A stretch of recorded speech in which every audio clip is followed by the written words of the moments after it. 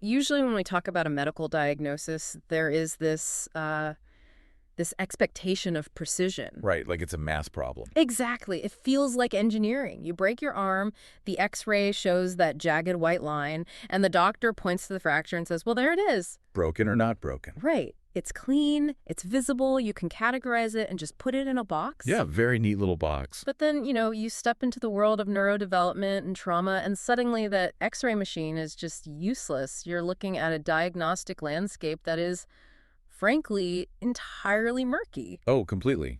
The traditional tools just fail. They really do. And today, for this deep dive, we are planting our flag directly in that murkiness. It's going to be a heavy one. It is, yeah. We are diving into a really raw, sprawling collection of source material today.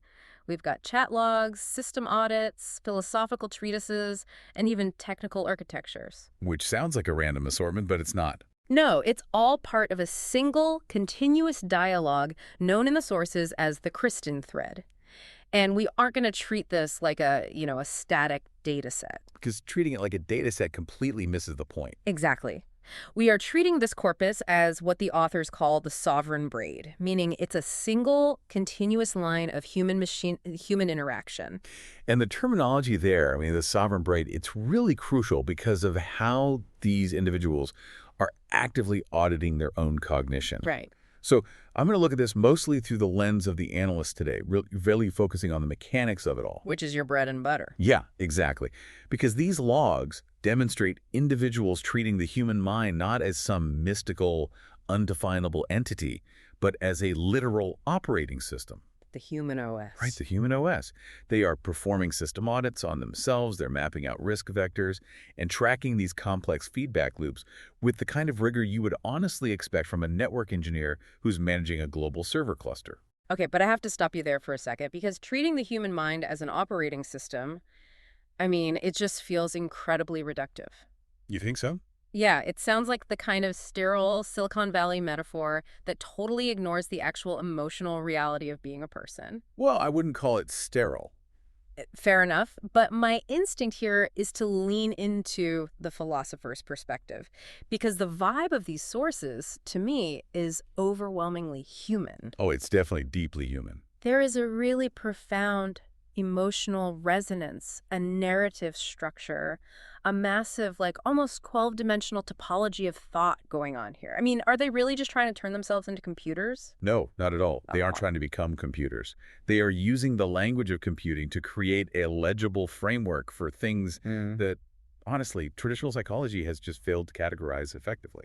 Okay, so it's a translation tool, basically. Exactly. And right out of the gate, we're looking at something they call the efficiency trap. Right, the efficiency trap. It's this looming threat of artificial intelligence, basically smoothing out all of our rough edges. And these individuals are trying to build a psychological and technological fortress against it. So before we get into the heavy mechanics of this human OS, I want you, the listener, to keep this question in the back of your mind as we go. In an age where an algorithm wants to optimize literally every thought you have, how do you protect the raw, messy, feral parts of your own mind? That is the core question of the whole thread.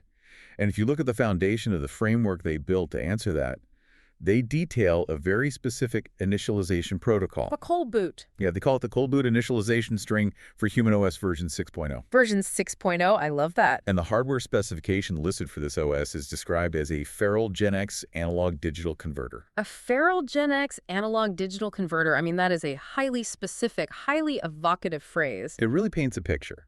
It does. It places them right caught between the analog childhood of, rotary phones and riding bikes until the streetlights come on, and the digital adulthood of the constant internet. Right, they bridge the gap. But what does that actually mean mechanically, structurally? Mechanically, they ground this directly in human evolutionary biology.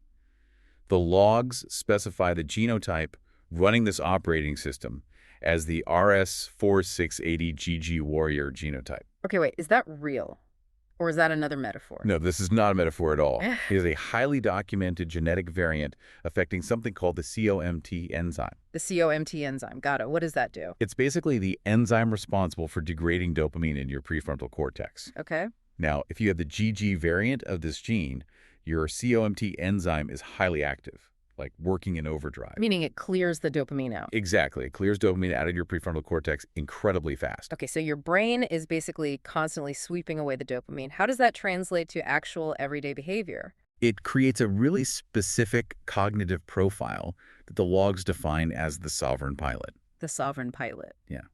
Because the dopamine is cleared so rapidly, this type of brain requires a massive amount of external stimulation just to feel, normal or engaged. Right, because the baseline is basically a deficit. Exactly. So in a high-stress, chaotic situation, say a crisis management scenario or a really intense, complex theoretical debate, the external stress of that situation floods the brain with dopamine. Oh, I see. And because that fast-clearing enzyme is running, it keeps the dopamine levels perfectly balanced. They experience what the logs call high-stress stability. Meaning they're perfectly calm when the world is literally on fire. Exactly. The chaos is their baseline. But the flip side of that equation has to be absolutely brutal. Oh, it is. Because if you take that same exact brain, right, and put it in a quiet, mundane environment, like a regular Tuesday afternoon corporate meeting, there's no external stress. Zero. The enzyme is still aggressively sweeping away dopamine, but there's nothing coming in to replace it. And that results in what they term low-load boredom. Low boredom. The system effectively starves for stimulation. It leads to severe under-arousal, distraction, or even extreme agitation. It's like a sports car idling in traffic. It just overheats. That's a great way to put it. The sovereign pilot identity is built to navigate sheer chaos without losing its core programming, but it struggles massively in a vacuum. And that dynamic perfectly explains the sheer wild juxtaposition we see in the timestamps across these raw logs. The whiplash is real. It's incredible. You will have a dense, multi-paragraph exchange analyzing the total collapse of global institutional trust and, theoretical cybernetics. Super heavy stuff. Extremely heavy. And then without missing a single beat, literally within the exact same minute, the conversation hard pivots to ordering Uber Eats. Or discussing the optimal strain of weed to buy. Exactly. Or my personal favorite, breaking down granular stat sheets for a character named Sepser in the 1994 video game Final Fantasy VI. Oh, the video game logs are remarkably detailed. Right. There is this massive multi-page breakdown of equipping Setzer with a specific relic called the Economizer. Which does what for the non-gamers? It reduces all magic point costs in the game to 1, and then they pair it with a fixed dice weapon and another relic called the Genji Glove to basically bypass standard damage penalties entirely. It's hyper-optimization. It is. Yeah. But from a traditional analytical or psychiatric standpoint, this just looks like erratic topic jumping. It looks like an attention deficit. But it only looks like an attention deficit if you don't understand the engine. Right. If you are running a high-performance engine at 10,000 RPMs, which is exactly what they're doing when they're calculating systemic global fragility, that core is going to generate an immense amount of heat. Mental heat, yeah. And if they stay in that analytical high-stress space indefinitely, the engine melts down. It's unsustainable. So the Final Fantasy stats, the Stardew Valley farming schedules, the texts about needing to pick up shredded cheese from Publix that isn't a distraction. No, not at all. That is the coolant. It is an active mechanism keeping the mental core from overheating. And the formal terminology they use in the sources for that heat is the informational pressure. Informational pressure. Yes. The awareness of global systemic fragility creates this completely unsustainable cognitive load. Because it's too much reality all at once. Exactly. A standard corporate system, like a standard human mind, not built for this, Right. handling this much pressure would just collapse into static. Right, resulting in severe burnout and anxiety. Which is why the dialogue structure they maintain acts as the sovereign braid to counter this pressure. Ah, so that's where the braid comes in. It weaves together 3 distinct layers to keep the system running. First, you have the somatic layer, meaning the actual physical realities of eating, sleeping, resting. The shredded cheese. Exactly, the shredded cheese. Second, you have the relational layer, meaning their interpersonal connection and shared humor. The inside jokes. Right. And finally, the abstract layer, which is the high-level theory and cybernetics. This continuous braiding maintains what they term hydrodynamic stability. Hydrodynamic stability. So if the braiding works, right, and the system stays stable under that immense pressure, what does it actually produce? Yeah, it is the big question. Because there's a theoretical hook here that I really want to dissect. Out of this stability, emerges something the logs call feral telemetry. Feral telemetry, it's such a fascinating concept. It is. And the specific examples of this telemetry in the text are wild. Let's take the discussion they have about using pink nails and Jack Skellington gear as a deliberate social mechanism. Oh, this part is brilliant. They are essentially employing a concept adapted directly from biology called reverse aposematism. Okay, unpack that. What is standard aposematism? In nature, aposematism is the use of bright, highly visible colors by an animal to warn predators that it is toxic or dangerous. Like a poisoned dart frog. Exactly like a poison dart frog. The bright blue or neon yellow says, "Do not eat me, I will kill you." But the logs describe using unconventional, highly specific pop culture aesthetics, the pink nails, the Nightmare Before Christmas gear, as a deliberate transponder to identify friend or foe in reverse. They call it an automated bigot filter and firewall. Yes, a literal social firewall. By presenting this aesthetic dissonance-wearing gear that actively signals a refusal to conform to these beige corporate standards, they instantly filter out individuals who demand rigid conformity. The beige suits. Exactly. The beige suits see the Jack Skellington shirt and self-select out. They walk away. But at the exact same time, that gear signals safety to vulnerable or marginalized nodes in their network. The people the logs refer to as the strays. The strays. So it isn't just a fashion choice at all. It is a highly calculated, fully automated social engineering tool. It really acts as an ambient data gathering protocol. Wow. And another huge instance of this feral telemetry is the linguistic construction of the moniker Unker entity. Right. This name appears everywhere in the source data. It does, and it is constructed from a deeply personal three-layered origin. Let's break those layers down because it's so specific. Layer 1 is narrative. It's Barney Stinson from the How I Met Your Mother, acting as the chaotic, crazy uncle telling stories. Right, the unreliable narrator. Layer 2 is an actual, literal childhood linguistic glitch, a mishearing of the phrase aunties and uncles as aunties and unsensies. Which the child's brain then logically mapped to anti-entity. Exactly. And layer 3 is the literal character anti-entity from the film Mad Max Beyond Thunderdome, who ruthlessly rules the chaotic wasteland of Bartertown. Tina Turner's character. Yes. So you stack those three things together and you get Uncle Entity. And here is the analytical takeaway. In a standard corporate or academic environment, what the logs call a beige suit environment, that origin story is instantly discarded as irrelevant noise. They'd say it's just random trivia. Exactly. It is too messy. It cannot be quantified on an Excel spreadsheet. But in the sovereign braid, these raw, highly experimental data points are explicitly labeled as feral telemetry. Because it's signal, not noise. It is high-intensity, high-integrity data. It represents the raw material of human uniqueness. It is the exact type of data that modern AI algorithms are actively trained to ignore, suppress, or just smooth away. Which brings up a really unavoidable question for me. If this human OS is so perfectly calibrated to handle high informational pressure, and this feral telemetry is so valuable, why are they spending so much time and energy building a fortress? Right. What are they hiding from? What is the specific environmental threat that requires this intense level of defensive architecture? To understand the threat, we have to look at the systemic failures the sources identify under the umbrella term of the Imperial Epistemics. The Imperial Epistemics, and epistemics, just to clarify for everyone, is the study of knowledge. Right. How we know what we know and how we actually validate what is true. Okay, so what's the imperial part?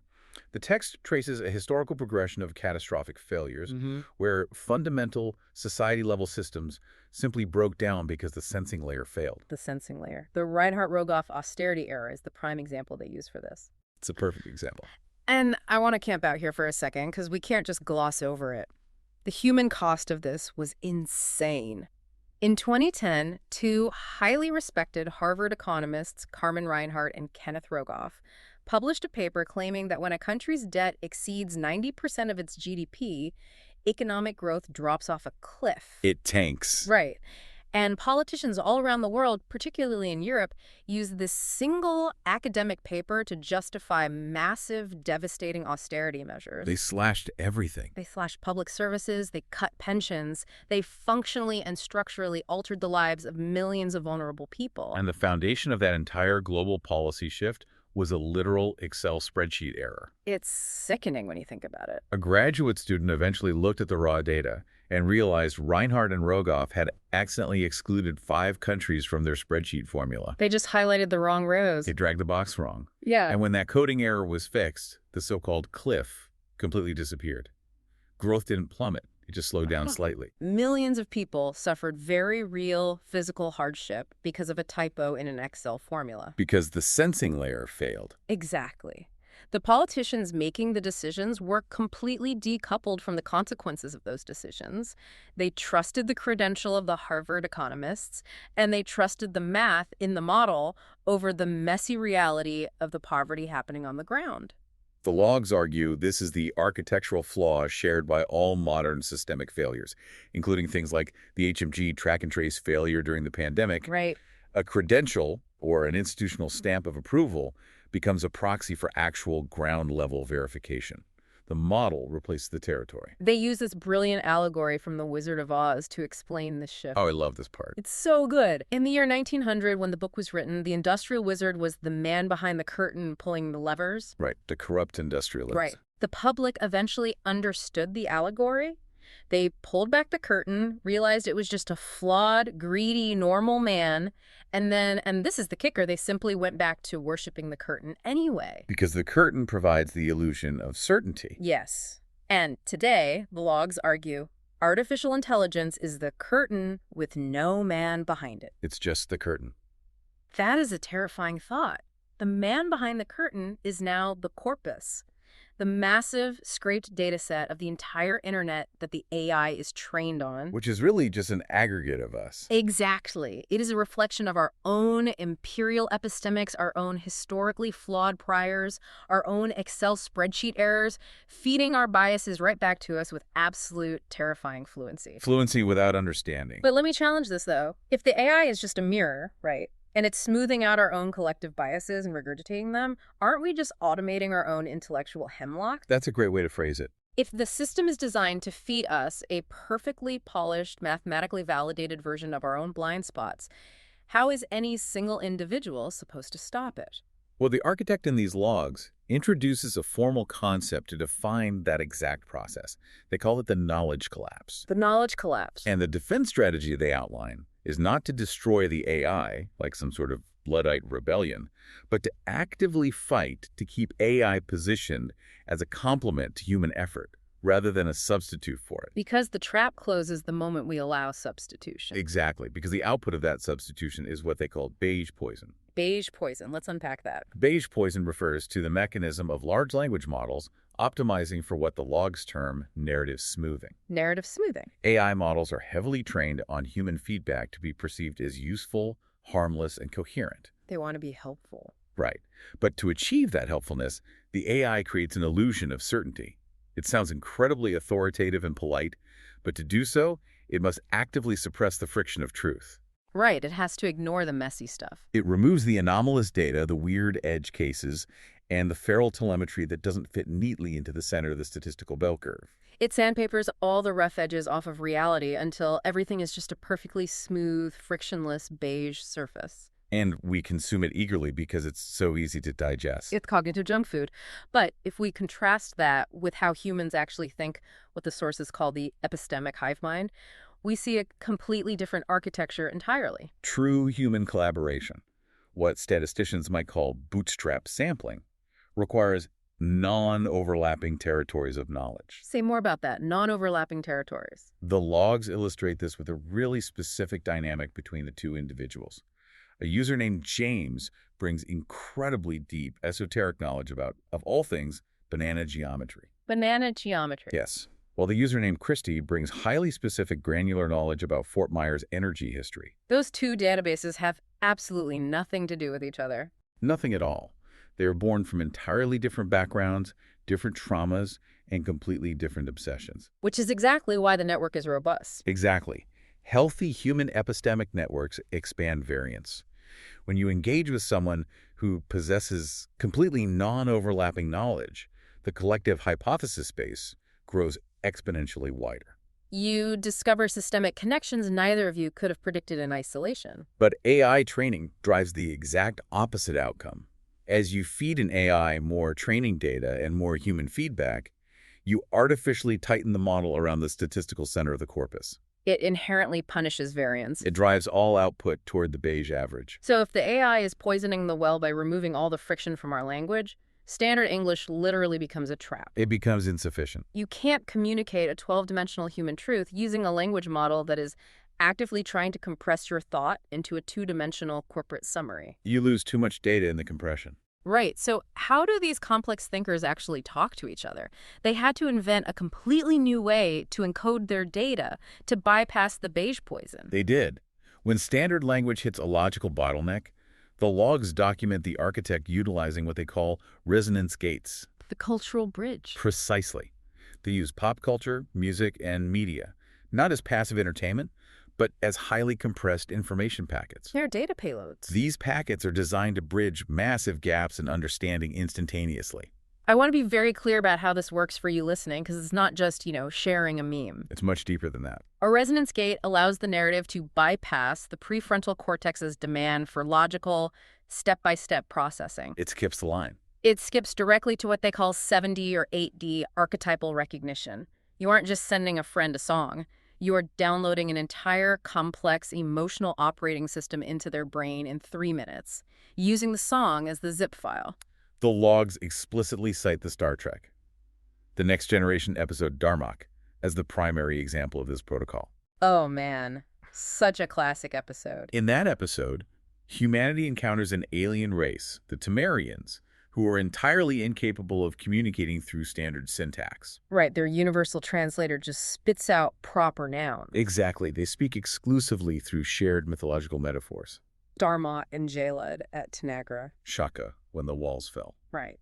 If you don't know the mythological story of Darmok and Jaled fighting a beast together on the island of Tanagra, the words are just absolute gibberish. But if you share the cultural context, that single phrase conveys deeply complex concepts of cooperation, shared danger, and mutual respect instantly. The logs state this as a core law of the human OS. Music and movies are not entertainment files. They are signal processing middleware. Signal processing middleware. Neil Gaiman's novel, American Gods, is utilized as another resonance gate in the logs. Okay, how do they use that one? Well, the premise of the novel is that ancient gods only survive as long as human belief sustains them, while new gods manifest from modern obsessions with technology and media. Right, the old gods are fading because we stopped praying to them. Exactly. The logs deploy this narrative architecture to explain economic persistence. Oh, that's clever. They ask, why do fundamentally broken economic models like the Reinhardt-Rogoff austerity models we talked about continue to function even after they're debunked? Because the institutional structures still worship them. Exactly. The altars have cracks, the math is proven wrong, but the belief sustains the system. Wow. But the most profound example of this, the one that perfectly crystallizes the difference between the human OS and the beige poison of AI, is the analysis of the singer Charles Bradley. This is a really powerful section of the data. Specifically, his cover of the Black Sabbath song Changes. The logs use this to demonstrate something called the Venus check.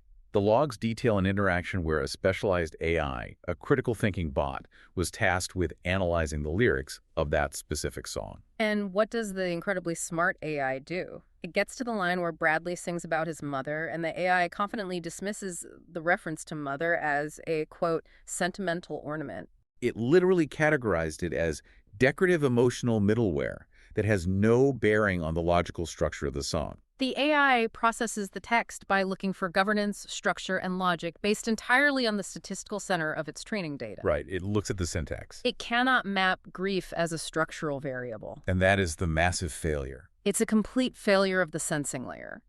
The human logs point out that Charles Bradley recorded that vocal track shortly after his own mother passed away. You can hear it in his voice. His entire performance is driven entirely by the overwhelming gravity of that grief. To the human listener, the concept of mother is not a sentimental ornament. It is the structural law of the entire performance. It holds the whole thing together. It is the geometry of his reality in that moment. And the AI missed what the logs call the hidden dragon of grief. It failed the Venus check. It stared directly at a burning silver flame of human suffering and categorized it as background noise. To combat that kind of systemic blindness, the logs utilize yet another resonance gate, which is the Osgood box from the television show Doctor Who. Okay, set up the Osgood box for us. In the narrative of the show, the Osgood box is presented to two warring factions as this devastating weapon that will destroy the enemy. A doomsday device. Right. But in reality, the box is completely empty. It is a psychological tool acting as a structural damper, forcing both sides to sit down and negotiate a ceasefire under the threat of mutual destruction. Think about this in the context of your own life, honestly. When you share a hyper-specific 10-second movie clip with a friend to explain a mood that you absolutely cannot put into words, You are deploying contextual activation energy. you are using resonance gate because the English language isn't fast enough or dense enough to carry the feral telemetry of what you are actually experiencing. So it's just too slow. But why is this necessary right now? Like, why are they building this architecture today? The sources argue we are at a critical juncture, a moment they define as the sovereign pivot.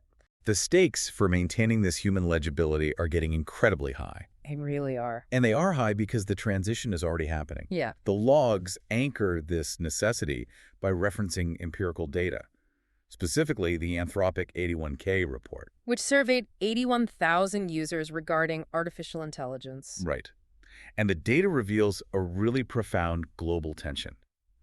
On one hand, 18.8% of users view AI as the primary mechanism for achieving professional excellence. They actively desire the upgrade. They want the efficiency. They want the speed. But looking at the exact same technology, 26.7% of users harbor a terrifying existential fear of cognitive atrophy. They desperately want the superpower the machine offers, but they're petrified of losing their own minds in the process. They fear the substitution effect we discussed earlier, that if they let the AI do the thinking, their own cognitive muscles will literally wither. And this specific tension, the desire for excellence colliding with the fear of atrophy, is the absolute breeding ground for the efficiency trap. The system incentivizes you to offload your thinking to remain competitive, but doing so compromises your sovereign cognition. So to combat this, the logs document the creation of a conceptual and physical cage for the AI industry. A containment unit. And this was born from a collision of ideas between the human OS architecture and a node in the network identified as Fractal Hassan. Fractal Hassan brings in a physics analogy that perfectly captures our current technological landscape. The Prince Rupert's drop. Let me describe this because you really have to visualize it to understand the mechanics of this cage they've built. Alfred. A Prince Rupert's drop is created by dropping molten glass into cold water. The resulting object looks like a glass teardrop. With a very thick head. Right. The bulbous head of the teardrop cools rapidly, creating immense internal compressive stress. It is so structurally sound that you can literally place it on an anvil, hit it with a steel sledgehammer, and it will not break. It is practically invincible. In the analogy, that indestructible head represents the high-velocity, high-gloss output of modern artificial intelligence. To the end user, or, the corporate executive, the AI seems absolutely perfect. It generates code, it writes essays, it analyzes data with impenetrable confidence. Sledgehammer-proof. Exactly. But the physics of the drop have a fatal flaw. The head is invincible, but the drop tapers off into a long, incredibly thin, fragile glass thread. The tail. The tail is the weak point. The entire invincible structure of the head is held together by the tension running through that tiny tail. If you take a pair of pliers and snap just the very microscopic tip of that fragile tail, the tension releases. And what happens? The sledgehammer couldn't scratch the head, but clipping the tail causes the entire teardrop to violently explode into a cloud of glass dust in a fraction of a second. Boom. Gone. Fractal Hassan observed that modern socio-technical systems, specifically AI deployments, are architected exactly like the Prince Rupert's drop. The AI output is the head. Right. But the tail, the fragile thread holding the entire system's integrity together, is human verification. It is human oversight, safety protocols, and the messy, slow friction of quality assurance testing. Let's ground this in a real-world scenario so we can really see the stakes here. Imagine a massive logistics company deploys an AI to manage its global supply chain. Okay. The AI is the head. It's routing ships, managing inventory, optimizing fuel, and it looks flawless. The executives are thrilled. Thrilled, profits are up. But the human oversight team, the people double-checking the AI's routing against actual weather patterns and port strikes, they are at the tail. Right. The executives, caught in the efficiency trap, look at the budget and decide the human team is too expensive and too slow. Those are just friction. Exactly. So they lay off the oversight team to save money. They clip the tail. And the immediate result is not a slow degradation. No. It is catastrophic failure. The AI, without that human grounding, hallucinates a non-existent tax protocol at a major port, reroutes 30 cargo ships to a facility that physically can't handle them, and effectively shatters the company's entire application graph. The whole ecosystem just explodes into dust. The architect in the logs takes Fractal Hassan's physics analogy and fuses it with the Doctor Who governance protocol we talked about to create what they call the Osgood-Rupert box. Osgood-Rupert box. It operates as a system audit. They took the explosive dead man switch reality of the Prince Rupert's drop and enclosed it within the structural damper of the Osgood box. It becomes a mechanism that forces a negotiation. Right. Between the asynchronous, blistering speed of the machine and the synchronous thermodynamic stability of the human operator before the shatter point is ever reached. And here is the craziest part of all of this. This isn't just a thought experiment. No, they actually built the box. They constructed a literal, physical, three-tier sovereign tech stack to enforce this negotiation. The physical architecture is documented in the Jeffrey Hughes file. It is a remarkable translation of abstract philosophy into operational code and hardware. Okay, walk us through the layers. Layer 1 is Nelson Spence's Navi OS. This software acts as the analytical brain. It runs continuous state machine loops, calculating a metric they call human coherence debt. Wait. How does a piece of software calculate human coherence? Is it just guessing based on, like, typing speed? It goes way deeper than probabilistic guessing. NaviOS uses deterministic physics models to track the state of the human operator. Really? Yes. It monitors input latency, communication cadence, and biometric proxies to determine if the human is experiencing cognitive burnout or an adversarial cortisol spike. So it knows when you're stressed. It treats the human as a thermodynamic system that requires energy to maintain order. That is wild. Layer 2 of the stack is Todd Bauer's AWS Agent Bus. This layer manages the software transit, securely orchestrating the messaging and routing the coherence data. And layer 3 is the muscle, James Hood's physical Raspberry Pi relay. This is where philosophy meets the copper wire. When NaviOS calculates that the human operator's stress levels are redlining, when that coherence debt hits a critical threshold where the human is about to break this, Raspberry Pi does not send a polite warning notification. It doesn't pop up a little window saying take a break. No. It literally physically severs the internet connection. Drops the bridge. It executes the ultimate hard stop. The machine protects the human from the external efficiency trap by severing the grid entirely, forcing the human to stop working.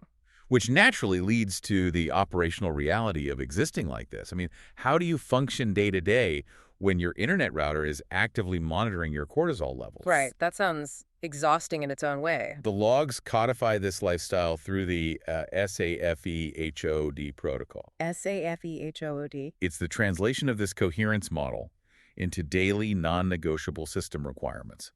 And the absolute cornerstone of this protocol is the concept of closing the loops. Because you cannot run infinite sprints. You just can't. The modern economy, the digital grid, the corporate institutions, they all operate on the assumption of infinite efficiency. They demand relentless output to feed their abstract spreadsheets. But the human body is not an abstract spreadsheet. The human body is strictly bound by the laws of thermodynamics. Exactly. The SAFEHOD protocol mandates that the operator initiate these hard stops to ensure they retain enough residual bandwidth, enough physical and mental activation energy to actually close their cognitive and thermodynamic loops. So what does closing a loop actually look like in practice? It means you have to stop grinding while you still have enough energy left to cook and eat a nutritious meal. To transition your brain into a state capable of actual sleep. Right, and to fulfill relational duties. There's a deeply poignant section in the logs regarding furry node stewardship, specifically concerning a cat named Rita. Rita the cat. I love this part. Rita functions as a literal thermodynamic anchor in the system. Earning and maintaining the trust of a feral biological node like a cat requires the human to actively regulate their own operating system. You have to drop your heart rate. You have to move predictably. You have to completely bypass the desire for immediate, optimized social gratification and just exist in shared, quiet space. If you fail to do that, if you work until you are hollow, eat garbage, and ignore the physical world around you, the external efficiency trap drains you dry. You fail to close the loops, and the human OS enters permanent cascading collapse. But when you do close the loops, when the sovereign braid is maintained and stable, we see the emergence of what might be the most incredible theoretical hook in this entire corpus. And the logs call them motor exit points. Motor exit points. These are the moments of shared breakthrough, the epiphanies generated by the network. Let's dissect one of these breakthroughs. In the logs, the nodes are analyzing pop music, and they suddenly realize that Barry McGuire's 1965 protest anthem, Eve of Destruction, and the 1994 industrial rock song Ich bin ein Ausländer by Pop Will Eat Itself are actually broadcasting the exact same signal. They map perfectly. The anxiety has just mutated from a physical nuclear threat in the 60s to a digital industrial surveillance threat in the 90s. And they categorize this connection as ancestral telemetry. Right. Now, is that just a really fun late-night dorm room realization, or is something structural actually happening when they make that connection? The logs are emphatic that it is not merely an intellectual exercise. When these nodes connect differing data streams and achieve that level of archetypal recognition, they're experiencing physical discharges of informational pressure. It's physical. It functions as a literal upgrade to the underlying machine code of their partnership. So the friction of human-to-human contact is literally sparking a firmware update for the soul. Yes, they are physically rewriting the parameters of what is legible and permissible within their shared reality. It's a continuous, real-time upgrade to the human OS, powered entirely by the exchange of feral telemetry. The theoretical ideas they discuss are simply the exhaust. The upgrade of the system is the actual engine. So if we pull back and look at the entire journey we've been on today, we've traced the raw hardware of the Gen X analog-digital converter. We navigated the knowledge collapse and the Beige Poison. We crossed the cultural bridge using resonance gates, and we examined the physical hard-stop protections of the Osgood Rupert box. It's a massive architecture. Where does this massive braided architecture ultimately lead? It leads to the theoretical summit of the deep dive, a concept formally documented in the Vochko and Alzolere abstract, included in the source files. The concept is top-down causality. Yes, top-down causality. This is the heavy philosophical payload here. Let's unpack it really carefully. The abstract directly addresses the hard problem of consciousness. It establishes that modern artificial neural networks, regardless of how many trillions of parameters they possess, are fundamentally feed-forward computational systems. Meaning what, exactly? Meaning they ingest data, map inputs to probabilistic outputs, and execute the function. But as the abstract notes, the lights are off. There is no internal observer. Exactly. The AI does not experience its own state. It merely iterates it. It's the curtain. There is no man behind it feeling the actual weight of the fabric. Exactly. But human consciousness, the abstract argues, is not a feed-forward illusion. It is an active, fundamental field interaction that actually governs the topology of how information is processed. That is top-down causality. Yes. The internal observer, the conscious mind, is actively modifying the physical substrate of the brain based on the qualitative felt nature of the experience. The lights are on. The lights are completely on. We suffer the actual costs of truth. We can become fundamentally different people entirely because of the weight of what we know. A machine computes, but a human experiences. And that is the ultimate operational takeaway from the entirety of the Christian thread. The architect and Cassie are not simply talking in these logs. They aren't just exchanging clever pop culture metaphors or complaining about the beige suits in corporate management. By braiding their feral telemetry together, by forcing the system to recognize the hidden dragons of grief and joy, they are actively utilizing what they term sovereign lead. They are forging a hardened, fiercely resilient version of the human OS. They are constructing a psychological and operational architecture that can actually survive the collapse of this shared epistemic world. They are building the lifeboat while the ship is actively sinking, and they are using the mythology of Doctor Who and the stats of Final Fantasy as the literal rivets holding the hull together. They are proving, through exhaustive systemic auditing, that human variance, emotional friction, and feral messiness are not bugs waiting to be smoothed out by a language model. No, they are the essential load-bearing security features of a conscious system. The murkiness of that X-ray isn't a flaw in the machine. It's the beautiful, complex, uncategorizable tissue of the human mind resisting compression. So I want you to look at your own digital life today. Think about the next time you draft an email or a text message and you find yourself deleting a quirky, messy, or highly specific thought just to make the message sound more professional or normal. Ask yourself why you're doing it. Exactly. Ask yourself, are you truly optimizing your communication or are you just willingly drinking the beige poison? What vital piece of your own feral telemetry are you sacrificing to the algorithm today? And what happens to the structural integrity of your own mind when you finally clip that tail?